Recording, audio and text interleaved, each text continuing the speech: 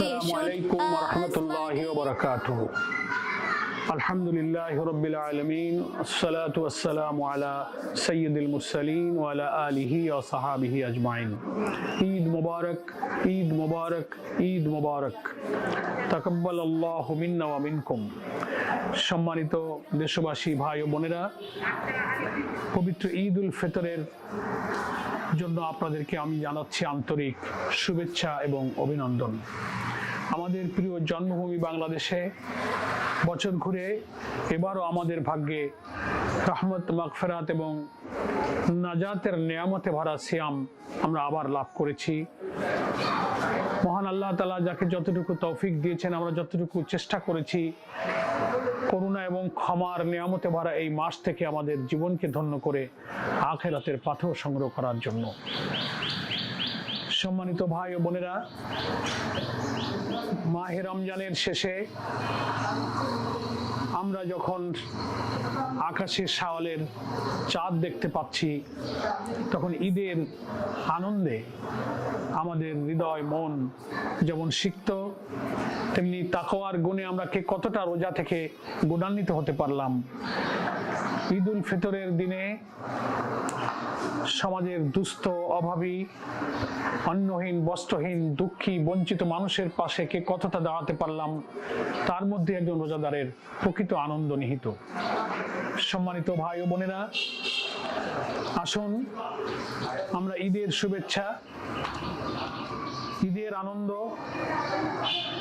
ঈদের তাৎপর্য এমনভাবে আমরা হাসিল করি, মুসলিম রোজাদার একে অপরে আমরা যে কুল্লু মুসলিমুনা ইখওয়াতুন, সকলেই যে আমরা ভাই। কে অভাবে আছে, ঈদের দিনে কার ঘরে একটু মিষ্টি জুটবে না, এক টুকরা গোশত জুটবে না, একটু কাপড় জুটবে না, তাদেরকে আপন করে নিয়ে তাদের পাশে দাঁড়িয়ে তাদেরকে ঈদের আনন্দ দিয়ে নিজে আনন্দিত হওয়ার মধ্যেই ঈদের প্রকৃত তাৎপর্য। আমাদের প্রিয় নবী মুহাম্মদ মুস্তাফা সাল্লাল্লাহু আলাইহি ওয়াসাল্লামের জীবনে এক ঈদের নামাজ শেষে ঈদগাহের এক প্রান্তে ক্রন্দনরত কন্যা শিশুকে দেখে ওই দিনে আল্লাহর নবী তার কাছে ছুটে গিয়ে আপন করে নিজে অভিভাবকত্বের দায়িত্ব গ্রহণ করেছিলেন। তার মনের সব কষ্ট, অভাব তিনি ঘুচিয়ে দিয়েছিলেন। একজন রোজাদারের জীবনে এটা হচ্ছে প্রকৃত আনন্দ। তাই রমজান, তাকওয়া, কোরআনের শিক্ষা নিজেদের জীবনে অর্জন করে যেমন আমরা ঈদের আনন্দ নিজেকে উপভোগ করতে সুযোগ করে দেব, জনগণকে, দেশবাসীকে, দুঃখী, অভাবী, বঞ্চিত, মজলুম মানুষের পাশেও সেই ঈদের আনন্দের বার্তা আমরা পৌঁছে দেব। আজকের এই ঈদের আনন্দের সময় আমরা আল্লাহ তাআলার কাছে সেই দোয়াই করব যে দোয়া আল্লাহ রাসূল সাল্লাল্লাহু আলাইহি ওয়াসাল্লাম ঈদের দিনে তার সঙ্গীদের দেখে করতেন। তাকাব্বালাল্লাহু মিন্না ওয়া মিনকুম। আল্লাহ তাআলা আমাদের সমস্ত আমলকে এবং আপনাদের সমস্ত আমলকে কবুল করুক। আজকের এই পবিত্র ঈদের আনন্দের মুহূর্তে আমি বাংলাদেশের সমাজ, রাজনৈতিক পরিবর্তনের মধ্য দিয়ে এক ইনসাফপূর্ণ, সমৃদ্ধ, বৈষম্যহীন বাংলাদেশের জন্য 24শে জুলাইয়ের আন্দোলনে যে জুলাই যোদ্ধারা জীবন দিয়েছিলেন, শহীদ হয়েছিলেন, আহত হয়েছিলেন, আত্মত্যাগ করেছিলেন, তাদের দুঃখী, ব্যথিত, শোকাহত পরিবারের প্রতি আমি গভীর সমবেদনা জানাচ্ছি। আপনাদেরকে আমি ঈদের আন্তরিক শুভেচ্ছা জানাই। সম্মানিত দেশবাসী ভাই ও বোনেরা, আমরা আমাদের এই প্রিয় দেশকে গড়ব, কোরআনের আলোয় আমরা আলোকিত করব।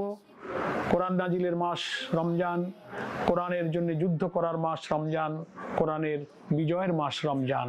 আমরা কোরআন পড়ব, কোরআন বুঝব, কোরআন দিয়ে জীবন গড়ব, সমাজ গড়ব। তাতেই আমাদের সমাজের মানুষের দুঃখ, বঞ্চনা, অভাব, অনাচার, পাপাচার, দুর্নীতি, দুঃখ, কষ্ট, শোষণ, জুলুম, বেইনসাফি সবকিছু বিদায় নেবে। এটি হচ্ছে কিন্তু ঈদের প্রকৃত শিক্ষা এবং তাৎপর্য।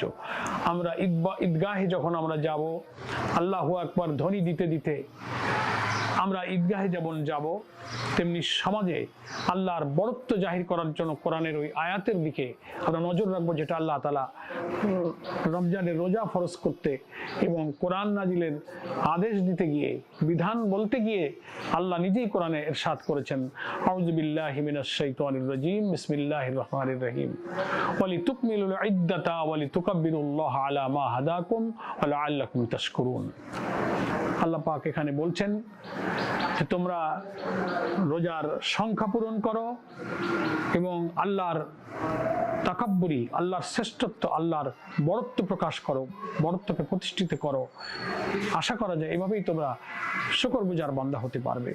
সম্মানিত ভাই ও বোনেরা, আল্লাহর বড়ত্বই হচ্ছে কোরআনকে বিজয়ী করার মধ্য দিয়ে, কোরআনের বিধান মানার মধ্য দিয়ে, আল্লাহকে রব মানার মধ্যেই হচ্ছে আল্লাহর বড়ত্ব। এটাই পবিত্র ঈদ উল ফিতরের আনন্দে আমাদের জন্য আসল বার্তা হোক, আসল শিক্ষা হোক, যে আমরা কোরআন, তাকওয়া, রমজান থেকে কোরআনকে বিজয়ী করার শিক্ষা গ্রহণ করব। সমাজের দুঃখী বঞ্চিত মানুষের মাঝে শোষণ বঞ্চনা মুক্ত একটি সমাজ উপহার দেওয়ার জন্য কোরআনকে বিজয়ী করব। এটি হোক আমাদের ঈদের আনন্দ। ঈদ মোবারক, ঈদ মোবারক, ঈদ মোবারক। আমি আপনাদের সকলকে আন্তরিকভাবে ঈদের শুভেচ্ছা জানাই। আমার জন্য আপনাদের সবার কাছে দোয়া কামনা করে ঈদ মোবারক এবং ঈদের শুভেচ্ছা এখানেই শেষ করছি। আসসালামু আলাইকুম ওয়া রাহমাতুল্লাহি ওয়া বারাকাতুহু।